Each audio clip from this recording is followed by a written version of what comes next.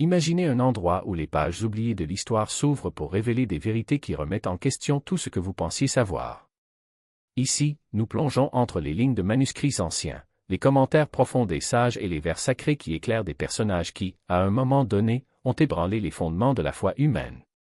Aujourd'hui, nous allons résoudre une énigme qui s'étend sur des siècles, un homme vénéré par beaucoup comme un messager divin, mais qui, aux yeux de l'islam, représente l'une des plus grandes distorsions du message originel. Votre nom? Paul. Qui était Paul, après tout, selon le Coran et les interprétations des grands maîtres islamiques? Était-il un fidèle disciple de Jésus ou l'architecte d'une théologie radicalement éloignée du monothéisme pur? Nous passerons en revue, ligne par ligne, les preuves laissées dans les versets du Coran, dans les écrits des exégètes et dans des documents historiques rarement explorés. La vérité est sur le point d'être révélée.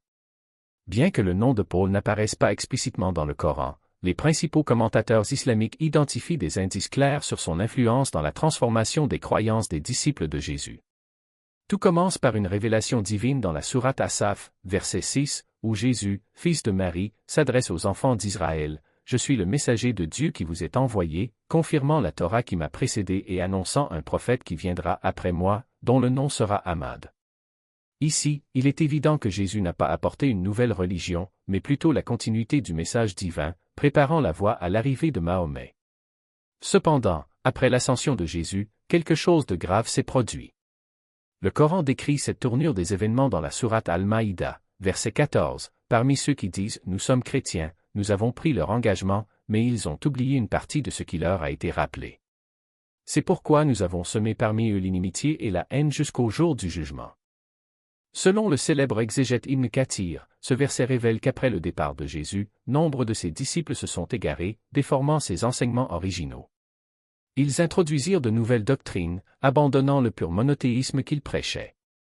Mais qui a déclenché cette distorsion? C'est ici que le nom de Paul apparaît dans les documents historiques. Des sources islamiques, telles que Al-Bidaya wa Nihaya d'Ibn Kathir, racontent qu'après la dispersion des vrais disciples de Jésus, un homme nommé Saul ou Paul a émergé. Au départ, il était un farouche opposant aux enseignements de Jésus, persécutant et torturant ses disciples. Cependant, selon les rapports chrétiens, il eut une vision céleste qui le transforma soudainement en défenseur de Jésus. Pour les érudits islamiques, c'est un tournant. Paul n'a jamais été un disciple de Jésus et il n'a pas non plus fait partie du cercle restreint des apôtres. Il est apparu après l'ascension de Jésus au ciel. Tafsir al-Qurtubi renforce le fait que le message original de Jésus était clair, adorer uniquement Dieu, sans l'associer à Jésus ou au Saint-Esprit. Cependant, Paul aurait déformé ce message en introduisant des concepts tels que la divinité de Jésus et la Trinité. Cheikh Abdurrahman Assadi, en commentant la sourate At-Tawbah, verset 31, souligne que ce verset est une critique cinglante des chrétiens qui ont divinisé leur chef religieux et Jésus, alors qu'en fait, ils ne devraient adorer qu'un seul Dieu. Les documents historiques et les interprétations islamiques sont unanimes, Paul fut le principal responsable de la transformation du message monothéiste de Jésus en une théologie complexe et déformée. L'imam Ibn Hazm, dans son ouvrage « Al-Fasl fil Milal walawa wa Niyal », déclare catégoriquement que Paul fut le premier à modifier le message de Jésus, remplaçant le monothéisme pur par l'idée d'un Dieu trinitaire et la croyance que Jésus est mort sur la croix pour racheter les péchés de l'humanité. Cette dernière notion est rejetée avec véhémence par le Coran, comme nous le voyons dans la sourate An-Nisa, verset 157, et parce qu'ils ont dit « Nous avons tué le Messie, Jésus, le fils de Marie, le messager de Dieu, bien qu'il ne l'ait pas tué ni crucifié, mais cela leur a été simulé. » Le Coran corrige directement le récit propagé par Paul, Jésus n'est pas mort sur la croix, mais a été ressuscité vivant par Dieu. Par conséquent, tout le fondement de la rédemption par la croix, qui est au cœur de la théologie paulinienne, contredit directement la révélation divine. L'exégète Ibn Kathir explique que Paul faisait semblant d'accepter la foi, mais en réalité, il cachait son incrédulité. Il a trompé les disciples de Jésus en créant de nouvelles lois et doctrines au nom du prophète. Dans son commentaire, Ibn Kathir souligne que, même si certains chrétiens sont restés fidèles au monothéisme, leur nombre était infime. L'influence de Paul s'est répandue rapidement, donnant naissance à des sectes telles que les Nestoriens, les Jacobites et les Melkites, toutes différentes sur la nature de Jésus mais unies dans leur écart par rapport aux enseignements originaux des apôtres. Des manuscrits anciens étudiés par des érudits musulmans révèlent que Paul a utilisé des stratégies politiques et théologiques pour dominer les disciples de Jésus. Il a incorporé des symboles romains, introduit des termes grecs et aboli des pratiques essentielles telles que les lois alimentaires établies par Jésus. L'imam at-Tabari, dans son Jami' al-Bayan, lorsqu'il interprète des versets sur ceux qui ont rompu l'alliance avec Dieu, identifie Paul comme la personne responsable de l'introduction de l'idée que la loi de Moïse a été annulée et que le salut ne viendrait que par la foi en la croix, et non par les bonnes actions ou l'obéissance. Pour l'islam, il ne s'agissait pas seulement d'une déviation, mais d'une abrogation complète de la loi divine. Après tout, tous les prophètes sont venus avec deux missions, réaffirmer le monothéisme et établir une loi sacrée. Quand quelqu'un supprime cette loi ou la remplace par des concepts comme la foi sans les œuvres, il détruit en fait l'essence même du message prophétique. Aux yeux des grands exégètes, Paul n'était ni un messager ni un authentique disciple de Jésus. Il se rapproche le plus du personnage décrit dans le Coran comme ceux qui échangent les versets de Dieu contre un prix ignoble, comme mentionné dans la sourate Al-Baqarah, verset 41. Son histoire est un avertissement sur la façon dont les vérités divines peuvent être déformées lorsque les intérêts humains l'emportent sur la pureté de la révélation. La question qui reste est la suivante: dans quelle mesure connaissons-nous réellement l'histoire qui se cache derrière les croyances qui nous ont été transmises? Le Coran et les interprétations des sages islamiques nous invitent à nous questionner, à chercher les racines des idées qui ont façonné le monde. Et surtout, reconnaître que la vérité est souvent cachée sous des couches d'interprétation humaine. Puisse cette réflexion nous inciter à toujours rechercher la lumière de la direction divine, libre des distorsions et des intérêts des autres, qui déformaient l'essence du message divin. C'est la question qui se pose: comment un homme pourrait-il, sans aucun soutien prophétique, réécrire les fondements d'une foi et pourtant convaincre des millions de personnes que ses paroles étaient sacrées? La réponse ne réside pas dans la vérité, mais dans la ruse. Paul de Tarse n'a pas apporté de révélation, il en a fabriqué une. Et il l'a fait avec une habileté qui, des siècles plus tard, résonne encore dans les couloirs de l'histoire. Les érudits islamiques, lorsqu'ils analysent les archives, ne le voient pas comme un réformateur, mais comme un stratège. Un homme qui a compris que pour gagner, il ne suffisait pas de prêcher, il fallait s'adapter. Adapter le message au goût de l'Empire, aux mythes païens, aux faiblesses humaines. Et ainsi, ce qui était pur est devenu hybride, ce qui était divin est devenu trop humain. Le Coran ne le nomme pas directement, mais son nombre est indubitable. Chaque fois que les pages saintes mettent en garde contre ceux qui inventent des mensonges contre Allah, allant à M. 6, 93, c'est comme si une flèche pointait vers lui. Chaque fois qu'on met en garde contre ceux qui prennent une partie de l'écriture et en rejettent une autre, Al-Baqarah 2, 85, c'est leur stratégie qui est remise en question. Parce que Paul n'a pas renié le Christ, il l'a réinventé. Il n'a pas rejeté la Torah, il l'a vidée. Il n'a pas aboli la loi, il l'a remplacée par des symboles. Et il l'a fait avec une rhétorique si séduisante que, encore aujourd'hui, beaucoup confondent son génie avec l'inspiration divine. Les oulémas, dans leurs commentaires, ne se contentent pas de condamner, ils démantelant le mécanisme. L'imam Ibn Taymiyyah, dans Al-Jawab Asaï, ne mâche pas ses mots: Paul n'était pas un apôtre, mais un usurpateur. Il n'a pas reçu de wahyu, mais il en a fabriqué un.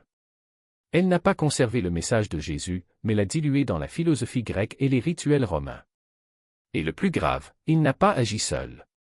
L'histoire montre qu'après l'ascension du Christ, ses véritables disciples, ceux qui ont gardé le tawhid intact, ont été persécutés, dispersés et réduits au silence.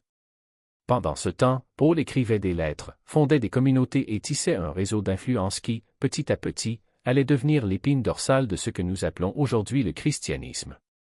Ces épîtres, adressées à Rome, à Corinthe, à la Galatie, n'étaient pas des paroles de Dieu, mais des paroles d'hommes. Des mots calculés pour plaire, convaincre, dominer. Et c'est là que réside le plus grand danger, la confusion entre foi et invention.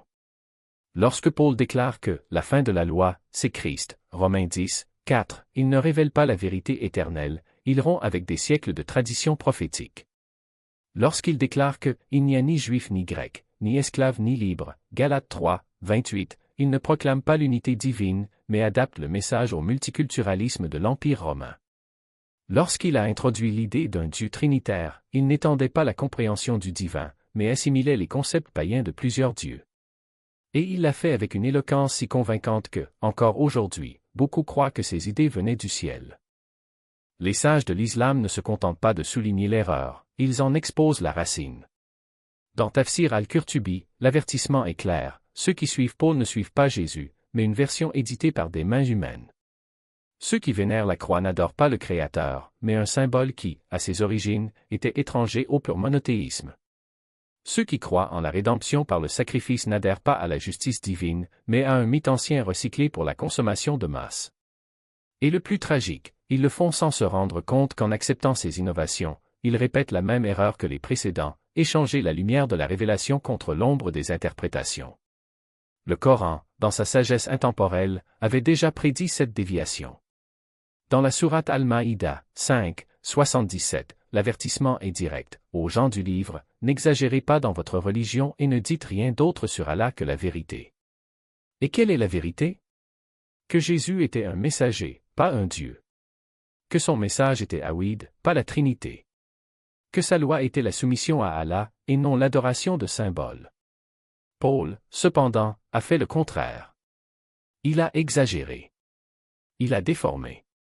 Il a transformé un prophète en objet de culte et une foi en système politique.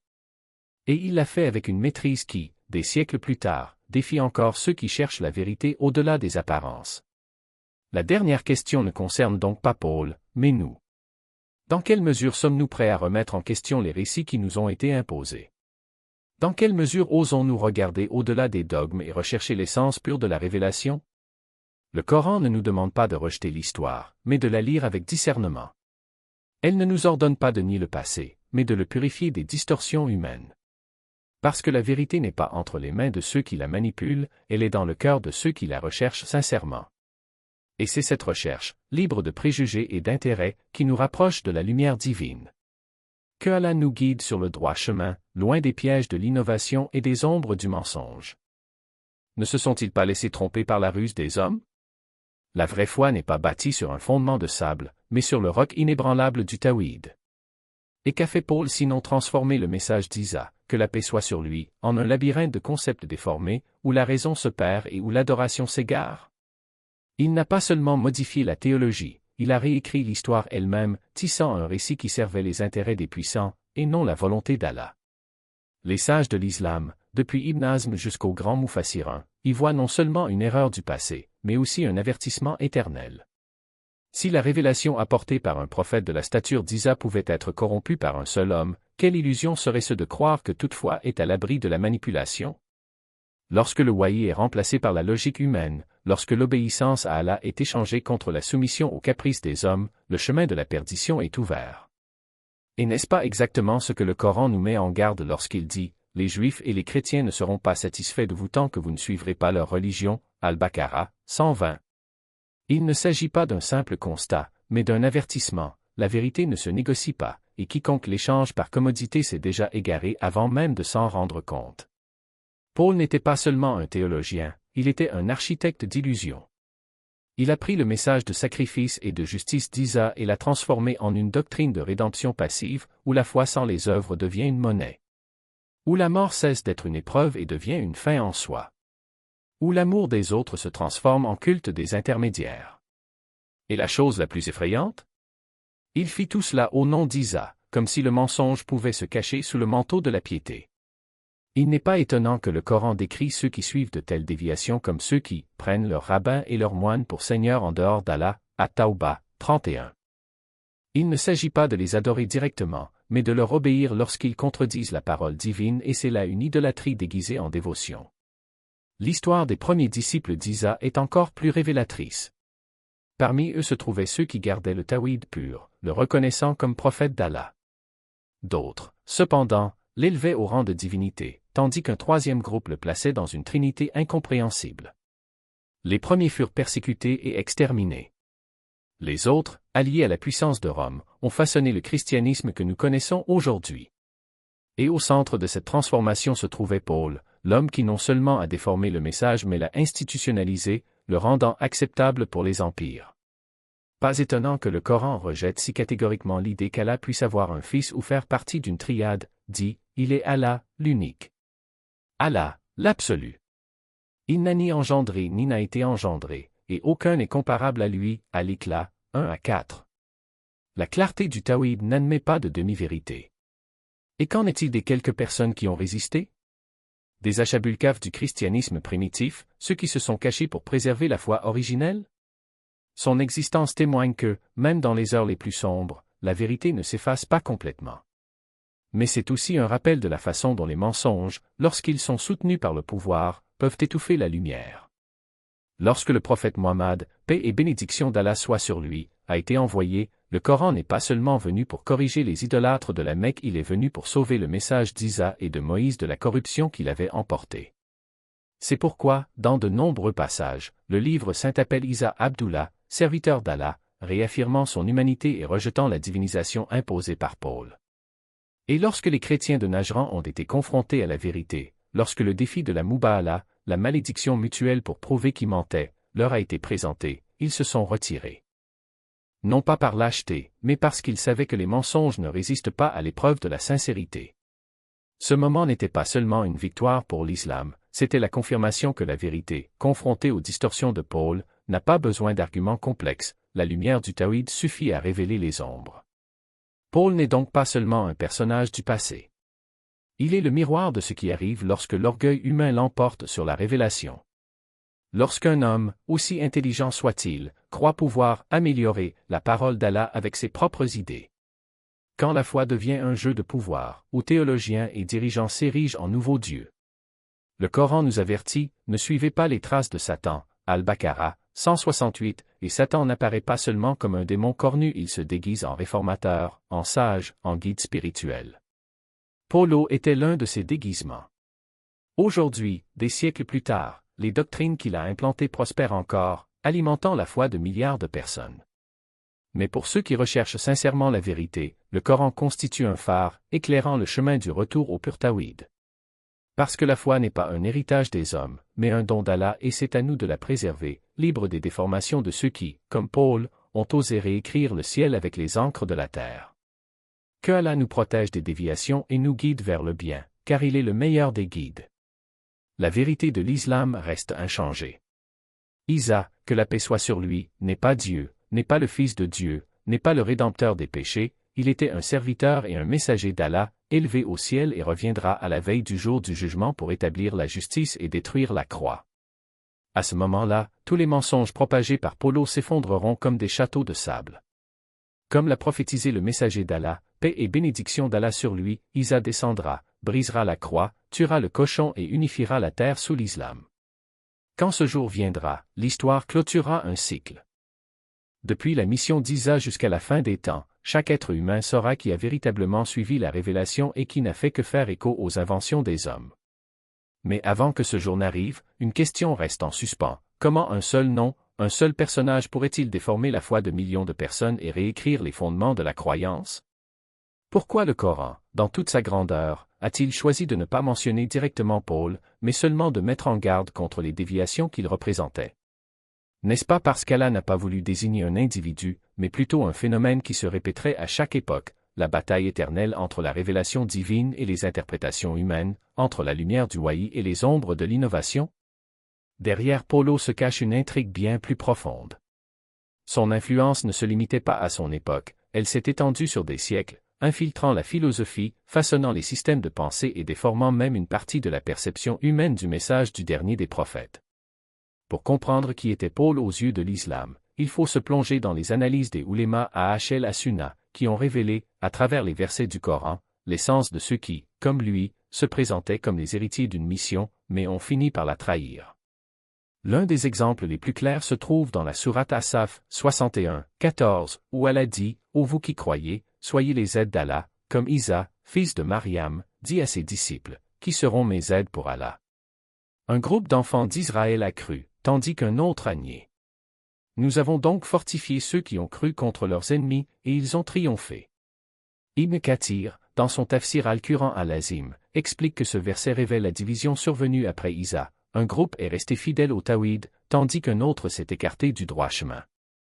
Et c'est précisément dans ce deuxième groupe que les graines de la pensée paulinienne ont commencé à germer, donnant naissance à une religion qui n'avait rien à voir avec les enseignements originels du messager d'Allah. Le Coran ne mentionne pas le nom de Paul, mais il décrit avec précision le phénomène qu'il incarnait. Dans plusieurs versets, comme la sourate Al-Maïda 5, 72-75, Allah met en garde contre la Trinité et la déification d'Isa, en disant, ce sont des blasphémateurs qui disent, Allah est le Messie, fils de Mariam, alors que le Messie a dit, ô enfants d'Israël, adorez Allah, mon Seigneur et votre Seigneur partenaire ou pour transformer ses messagers en objets de culte.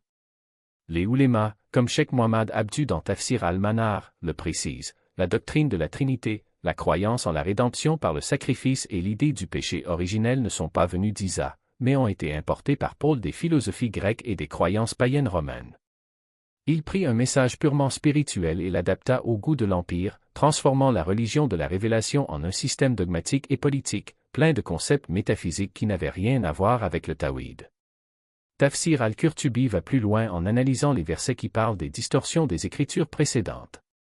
Il écrit, les chrétiens ont ajouté et omis des parties des enseignements d'Isa.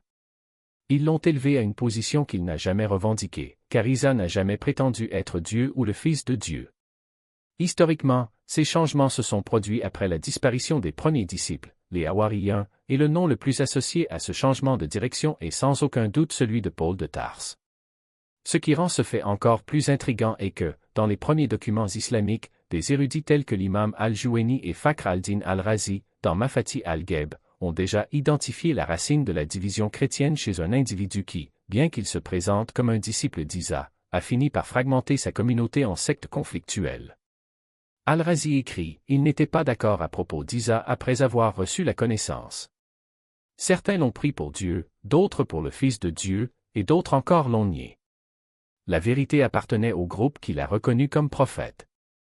Ces interprétations montrent clairement que le Coran a non seulement anticipé la figure de Paul, mais l'a également présenté comme un symbole récurrent dans l'histoire des révélations, celui du déviateur qui apparaît après le départ d'un prophète. Alors pourquoi le Coran ne le nomme-t-il pas explicitement? Peut-être parce que son message n'est pas un livre d'histoire, mais un guide intemporel. Elle n'est pas liée aux individus, mais aux schémas de corruption qui se répètent à chaque génération. Tout comme les enfants d'Israël ont déformé la Torah et les disciples d'Isa ont déformé l'Injil, Paul est apparu comme l'incarnation la plus notoire de cette déviation, un homme qui, selon les archives historiques et les textes anciens, n'a jamais connu Isa personnellement, mais s'est proclamé apôtre et a réécrit son message.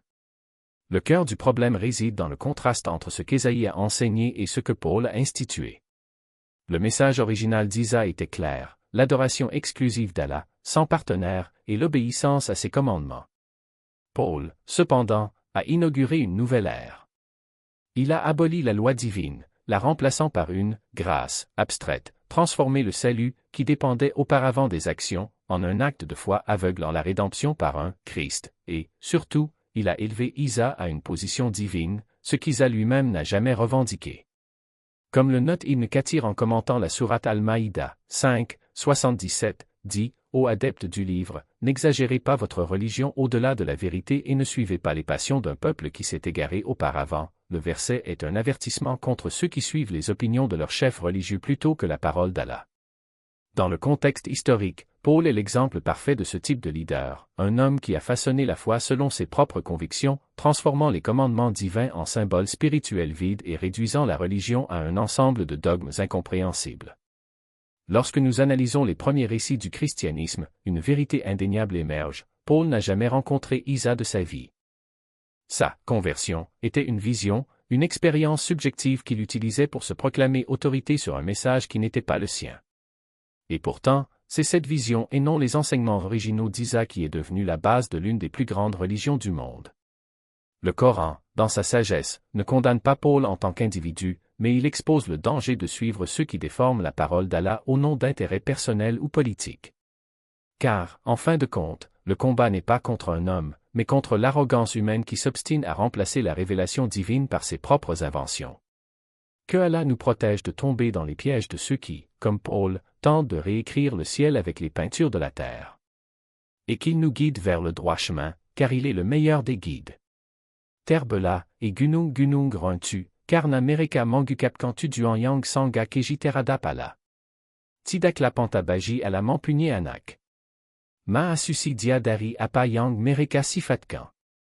Inila Banta Yang Tega, Bukan Agnateradap Doctrin Polus, Tetapi Teradap Setiap Upaya Manusia pour Manguba Akika Ketuanan Dangan Akal Yang Terbata.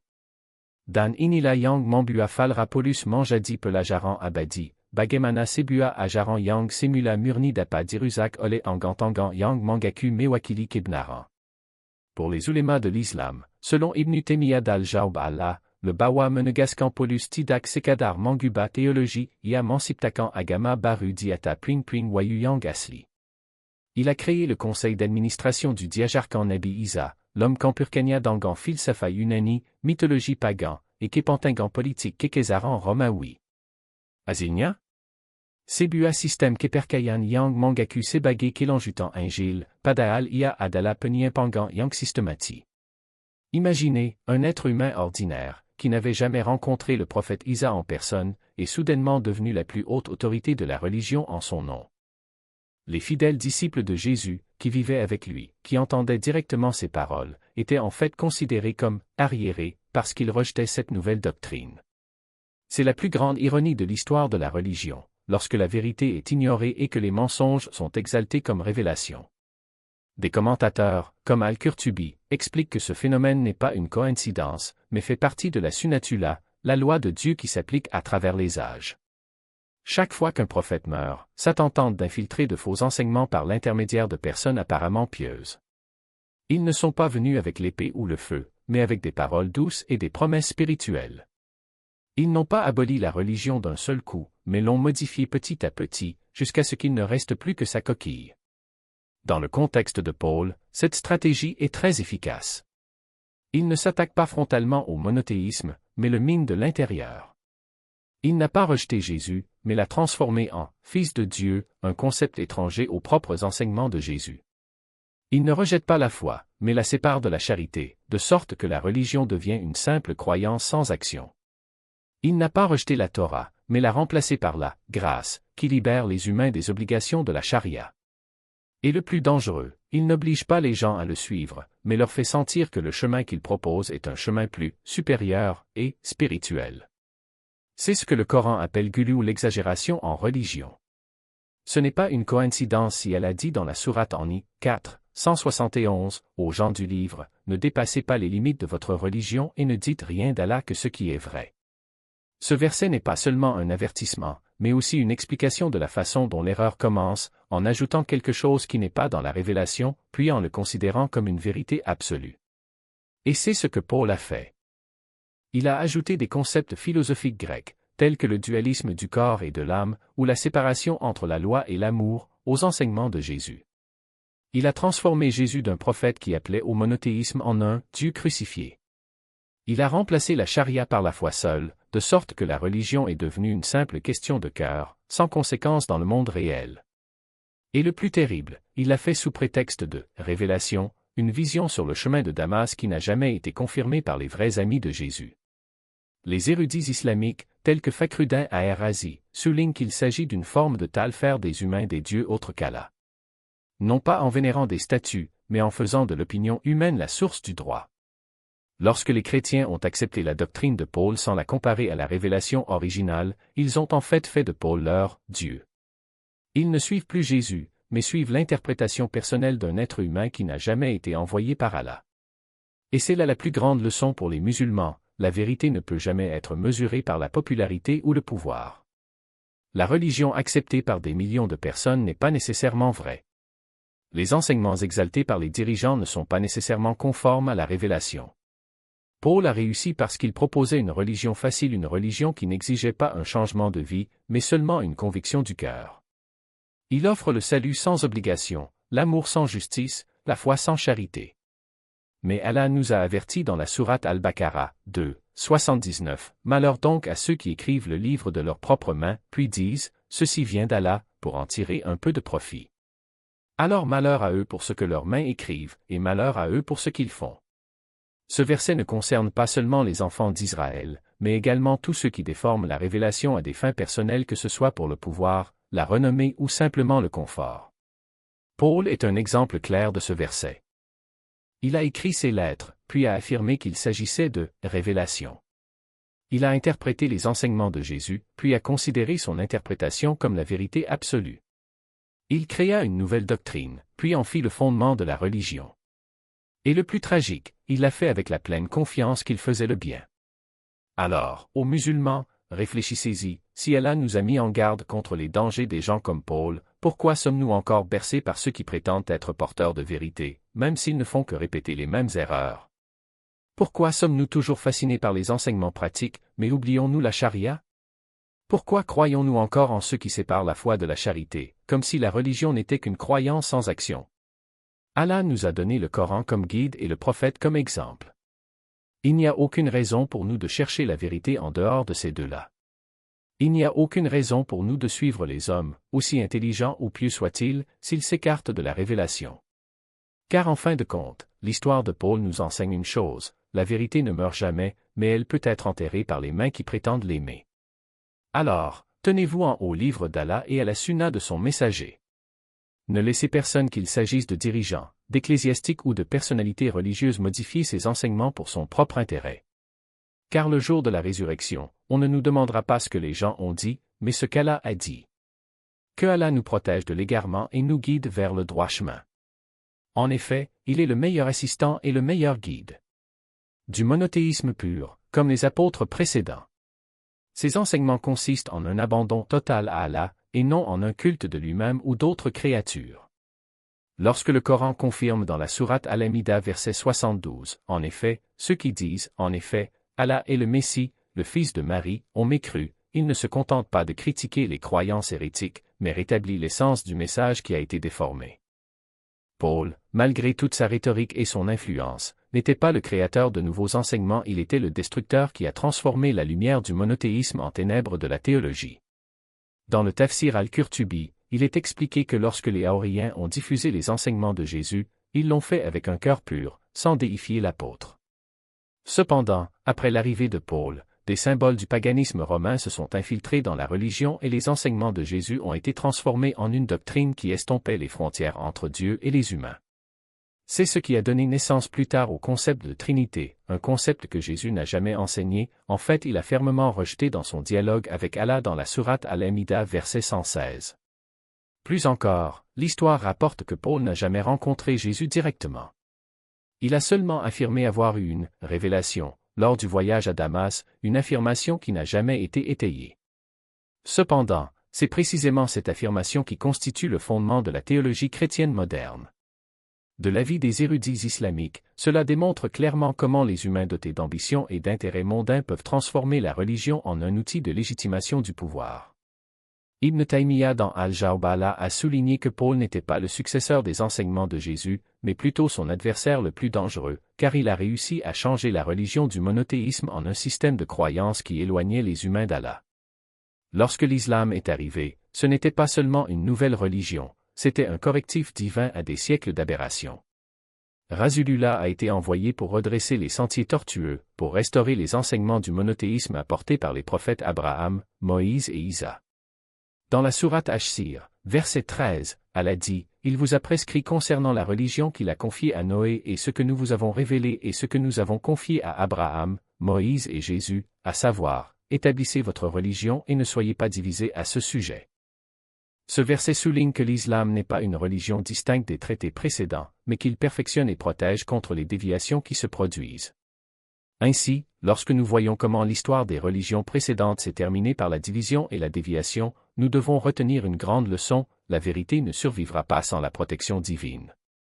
Allah a promis dans la sourate Al-Hijr, verset 9, de protéger le Coran des changements, car il sait avec quelle facilité les humains, malgré toutes leurs faiblesses et leurs ambitions, pervertissent les révélations.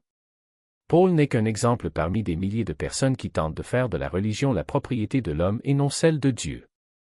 Aujourd'hui, alors que le monde moderne vénère Paul comme le fondateur du christianisme, nous devrions y voir un avertissement. Il est la preuve que la religion qui n'est pas protégée par la révélation deviendra un jeu de pouvoir, de philosophie et de luxure. Et lorsque nous, musulmans, respectons le Coran et la Sunna, nous ne protégeons pas seulement notre religion, nous protégeons la vérité elle-même des mains qui souhaitent la détruire. Alors accrochez-vous à la révélation, pas aux humains. Suivez les conseils d'Allah, et non les désirs des dirigeants ou des érudits tentés par le monde. Parce qu'en fin de compte, nous serons tous tenus responsables devant lui, non pas de ce que disent les hommes, mais de ce que Dieu a dit. Et ce n'est qu'en adhérant à cette vérité que nous serons sauvés de l'erreur qui a plongé les communautés précédentes. fournit la réponse à cette question avec un caractère poignant indéniable. Regardez comment le Coran non seulement raconte l'histoire, mais perpétue également des schémas d'erreurs qui se répéteront. Dans la sourate Al-Anfal, verset 38, Allah dit, « Dites à ceux qui ont mécru, s'ils arrêtent de leur mécréance, Allah pardonnera sûrement leurs péchés passés, et s'ils reviennent, alors en effet la sunna, ordonnance, d'Allah est passée vers les anciens. » Ce verset n'est pas seulement un avertissement, mais plutôt un miroir qui reflète la réalité. Les humains ont tendance à répéter les mêmes erreurs, même s'ils ont été prévenus. Paul n'est pas le seul, il n'est que l'un des nombreux noms enregistrés dans les pages noires de l'histoire, où la raison et la convoitise ont vaincu la révélation. Et c'est ce dont nous devons être conscients. Lorsque le Coran mentionne dans la sourate Al-Hajj verset 11, « Et parmi les hommes, il y a ceux qui adorent Dieu en étant à l'écart, donc s'il obtient le bien, il reste dans cet état, et s'il est frappé par un désastre, il revient en arrière. » Paul en est un exemple clair, il a d'abord suivi les enseignements de Jésus, mais lorsque la tentation du pouvoir et de l'influence est arrivée, il s'est retourné et a créé de nouveaux enseignements qui correspondaient à ses désirs. La même chose arrivera aux musulmans s'ils ne s'accrochent pas à la révélation. Alors, comment reconnaître une figure comme Paul au milieu de ce peuple? Al-Coran a donné son signe. Dans la sourate Al-Maïda, verset 13, Dieu a dit, « Ainsi, parce qu'ils ont rompu leurs promesses, nous les avons maudits et nous avons rendu leur cœur dur comme la pierre. » Ils aiment changer les paroles de Dieu de leur place, et ils oublient, délibérément, une partie de ce qui leur a été prévenu.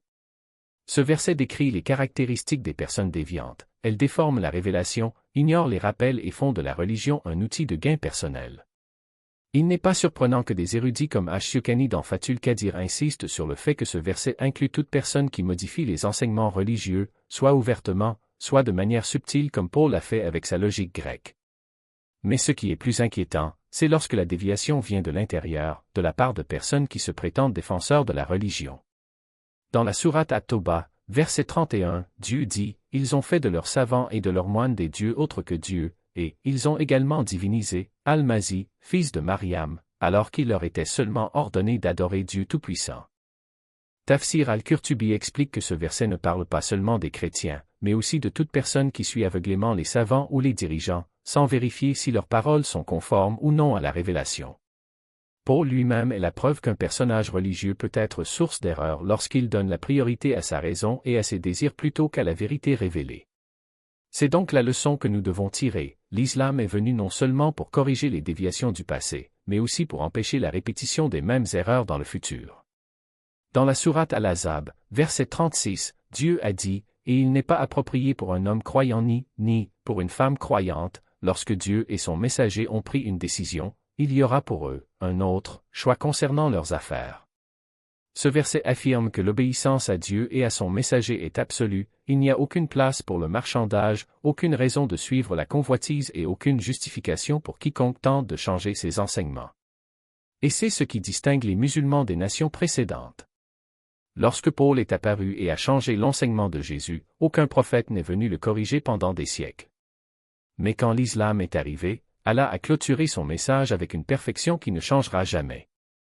Dans la sourate Al-Maïda, verset 3, Dieu a dit, « En ce jour, j'ai perfectionné votre religion pour vous, et je vous ai satisfait de mes bénédictions, et j'ai plu à l'islam d'être votre religion. » Ce verset est une garantie qu'il n'y aura plus de déviations qui ne seront pas révélées, il n'y aura plus de mensonges qui ne seront pas révélés, tant que cette nation restera attachée à la révélation.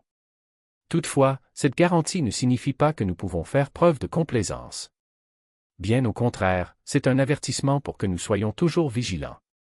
Car le plus grand ennemi de la vérité n'est pas celui qui s'y oppose ouvertement, mais celui qui prétend la défendre tout en y insérant du poison. Paul en est un parfait exemple. Il n'est pas venu avec une épée, mais avec des paroles douces. Il n'a pas détruit l'Église, mais l'a changée de l'intérieur. Et c'est ce qu'il faut éviter. Ainsi, lorsque le Coran dans la sourate Al-Azir, verset 18, dit « Ô vous qui croyez, craignez Allah et que chacun fasse attention à ce qu'il a fait pour demain », des commentateurs comme Ibn Taymiyyah expliquent que ce verset est un appel à l'introspection.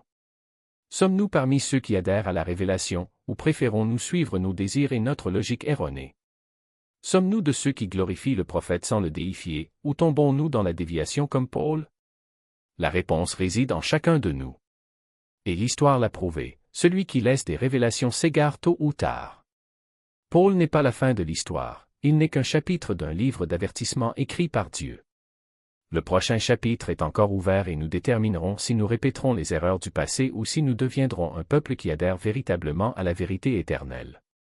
Reste un guide inébranlable, tant que ses citoyens adhèrent à ses principes sans compromis. Allah a non seulement envoyé la révélation, mais a également garanti sa préservation, comme il l'a dit dans la sourate Al-Hijr, verset 9, « En effet, c'est nous qui avons fait descendre le Coran, et en effet nous le préservons véritablement. » Il ne s'agit pas seulement d'une promesse, mais d'une preuve concrète que l'islam est venu comme une perfection au message précédent, ainsi qu'une correction des déviations qui avaient porté atteinte au caractère sacré de la révélation. Cependant, la protection de Dieu ne signifie pas que les gens sont libérés de leurs responsabilités. Au contraire, chaque génération doit être vigilante, car le plus grand ennemi de la vérité n'est pas les attaques de l'extérieur, mais la trahison de l'intérieur. Paul n'est pas le seul exemple. Tout au long de l'histoire, il y a toujours eu ceux qui prétendaient apporter la lumière, mais qui ont en réalité semé les ténèbres sous prétexte de révélation.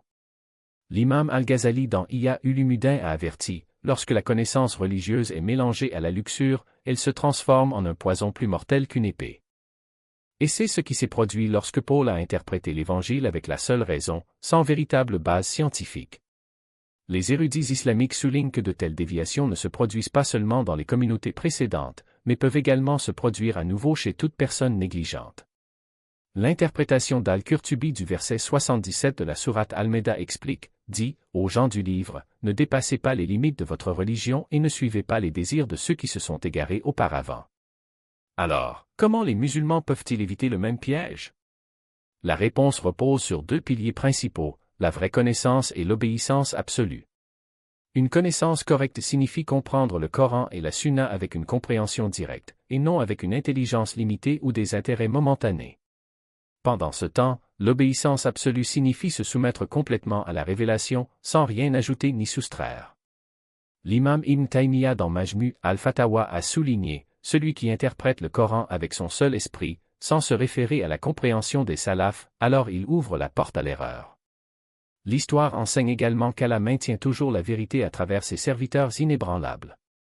Même si les enseignements de Paul se sont largement répandus, il y a toujours eu un petit groupe qui est resté fidèle au monothéisme d'Isa, comme ceux mentionnés dans le commentaire d'Ibn Kathir sous le nom de Nazara Hanif. Ils sont la preuve que la lumière de la vérité ne s'éteint jamais, même lorsqu'elle est frappée par des tempêtes de déviation.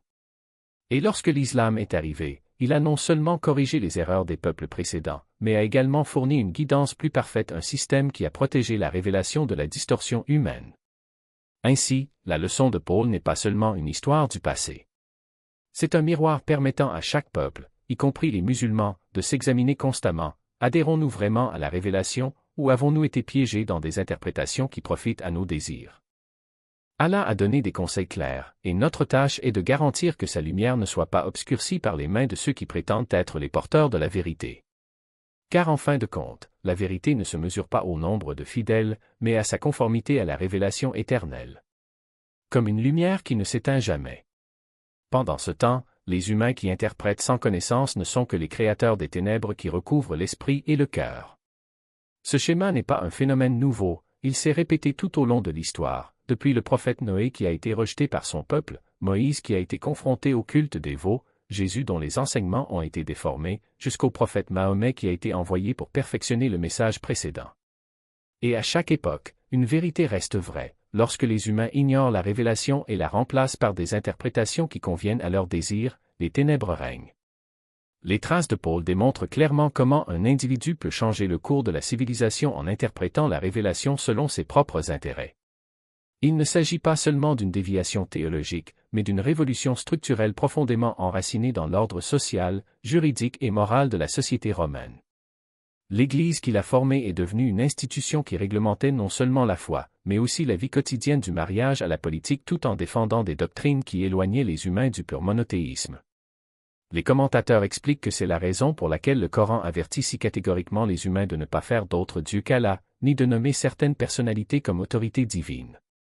Dans la sourate Al-An'am, verset 153, Allah dit, « Et ne suivez pas les traces de Satan, car en effet Satan est pour vous un véritable ennemi. » Ibn Kathir a interprété ce verset comme un avertissement universel. Méfiez-vous de ceux qui apportent la religion par interprétation personnelle et non par pure révélation. Paul, avec son intelligence et son charisme, est un exemple parfait de la façon dont les passions et la logique humaine peuvent égarer des millions de personnes. Un fait encore plus surprenant est la façon dont ces enseignements ont survécu jusqu'à l'ère moderne. Les auteurs musulmans classiques notent que même si les sectes chrétiennes contemporaines diffèrent dans leur doctrine, la plupart continuent d'adhérer aux fondements posés par Paul du concept d'expiation par la foi à l'abolition de la Torah, en passant par l'accent mis sur la divinité de Jésus.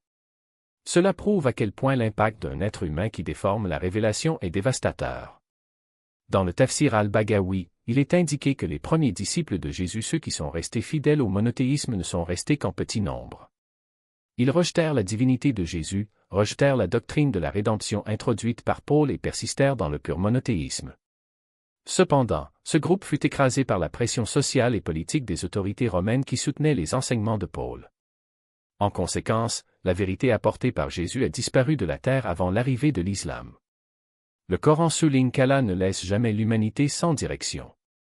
Dans la sourate Al-Maïda, verset 48, Allah dit « Et nous vous avons fait descendre le livre, Al-Coran, apportant la vérité, confirmant ce qui existait auparavant, à savoir les livres, qui ont été révélés précédemment, et la pierre de touche pour les autres livres. » Tafsir Ibn Taymiyyah souligne que ce verset montre le rôle du prophète Mahomet en tant que perfectionneur de la révélation et conclusion des traités des prophètes.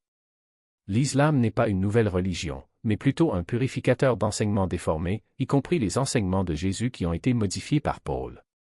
Cheikh Abdurrahman Assadi a souligné que la mission de l'islam est de sauver l'humanité de ses déviations et de rétablir le véritable principe du monothéisme. Paul est la preuve vivante qu'un seul homme peut tromper des millions de personnes sous prétexte de révélation et l'islam est là pour combler cet écart.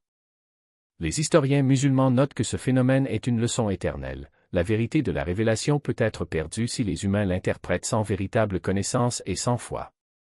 Dans la sourate Al-An'am, verset 50, Allah dit, « Je ne vous ai pas dit que je détenais le trésor d'Allah, et je ne connais pas non plus l'invisible et je ne vous ai pas non plus dit que je suis un ange. Je ne suis que ce qui m'est révélé. » Ce verset est un contraste frappant entre le prophète Mahomet qui gardait les révélations et Paul qui les interprétait selon ses souhaits. C'est aussi un avertissement à l'humanité de maintenir l'intégrité de la révélation, afin de ne pas tomber dans la même erreur. Dans ce contexte, l'histoire de Paul enseigne aux musulmans à toujours être critiques à l'égard des interprétations religieuses. Ne vous laissez pas facilement attirer par des enseignements qui semblent bons, mais qui sont en réalité trompeurs.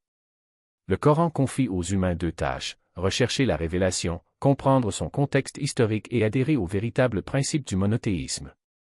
Lorsque nous suivons les traces de Paul, il est clair que le Coran n'est pas seulement un texte historique, c'est un guide de vie pour éviter les erreurs spirituelles. Dans la sourate Al-Baqarah, verset 2, Allah dit, « Ce livre, Al-Coran, ne contient aucun doute, un guide pour ceux qui sont pieux. » Cette orientation garantit que les musulmans ne tomberont pas dans le piège des disciples de Jésus qui ont suivi Paul.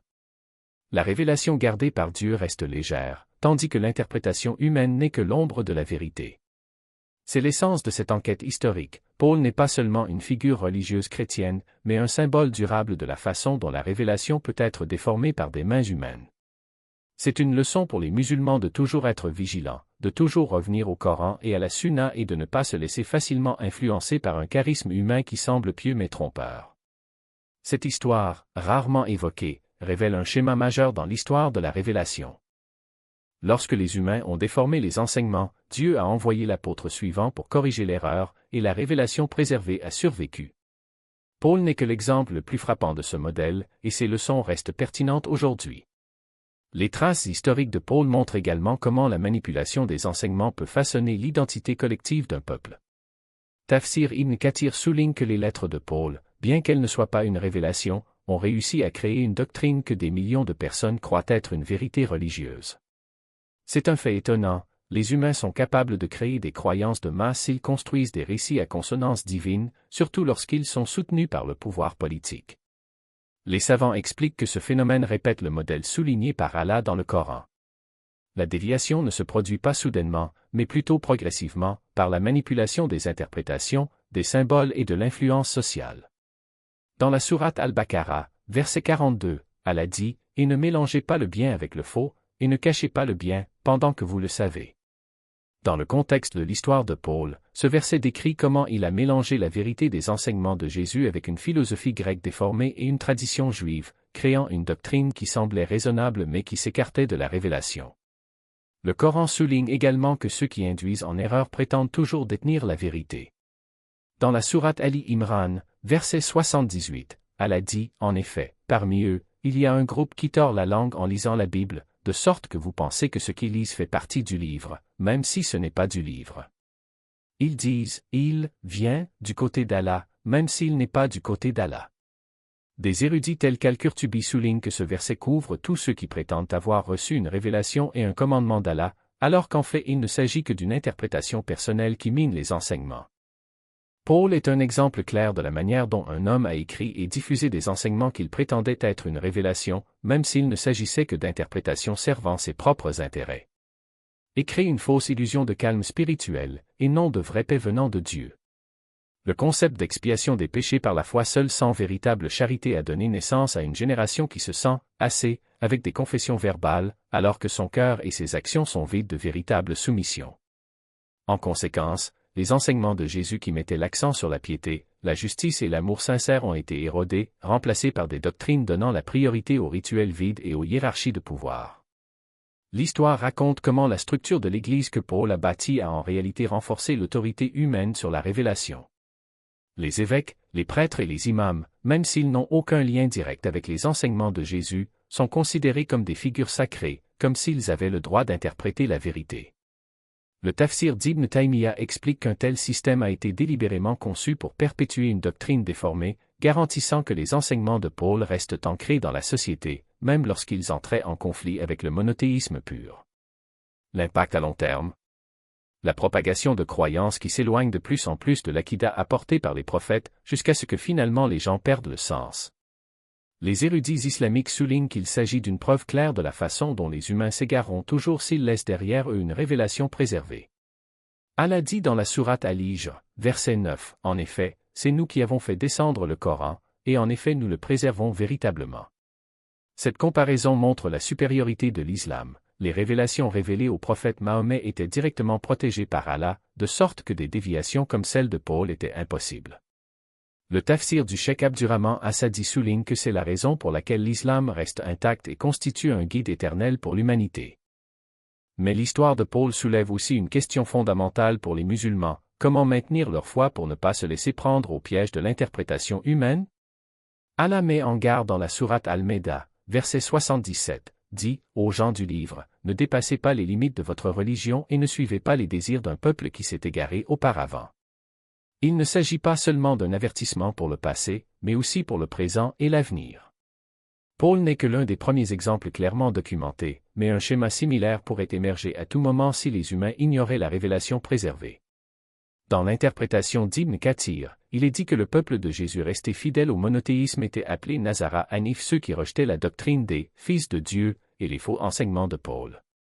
Même s'ils sont peu nombreux et marginalisés, leur existence est un témoignage éternel que la vérité ne s'éteint jamais complètement. Allah fournit toujours une voie à ceux qui cherchent sincèrement, même si la vérité est parfois cachée derrière un brouillard de déviation. Au fil du temps, l'influence de Paul a continué à hanter le monde chrétien jusqu'à l'ère moderne. Ses lettres constituent toujours la base de nombreuses confessions, et la doctrine qu'il a établie continue de façonner les croyances de millions de personnes. Cela prouve comment un homme doté d'intelligence et de charisme peut changer le cours de l'histoire spirituelle d'un peuple, surtout lorsque la révélation n'est plus gardée. L'histoire de Paul n'est pas seulement un récit historique, mais un avertissement éternel. Lorsque les humains abandonnent la révélation, ils seront facilement égarés par la convoitise et l'ambition personnelle. Pour les musulmans, cette histoire est une leçon précieuse pour toujours comprendre correctement l'histoire et son interprétation. Le Coran souligne que les humains doivent revenir à la révélation éveillée et ne pas suivre les désirs ou les interprétations des autres. Dans la sourate Al-An'am, verset 50, Allah dit, Je ne vous ai pas dit que j'avais le trésor d'Allah et que je ne connais pas l'invisible, et je ne vous ai pas dit que je suis un ange. J'ai seulement suivi ce qui m'a été révélé. C'est la différence fondamentale entre le prophète Mohammed qui a suivi la révélation et Paul qui l'a interprété selon ses propres souhaits. Ce verset souligne également l'importance de maintenir l'intégrité de la révélation afin que l'humanité ne tombe pas dans l'erreur. Ainsi, Paul ne fait pas seulement partie de l'histoire chrétienne, il est un miroir pour les musulmans.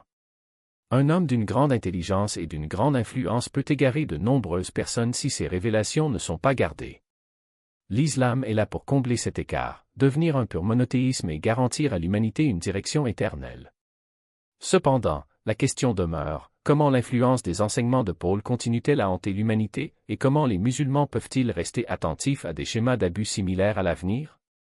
En suivant les traces de Paul jusqu'à l'ère moderne, nous observons un modèle cohérent. Les humains sont capables d'induire les gens en erreur avec des affirmations véridiques lorsque la révélation est ignorée et que la raison est autorisée à diriger indéfiniment.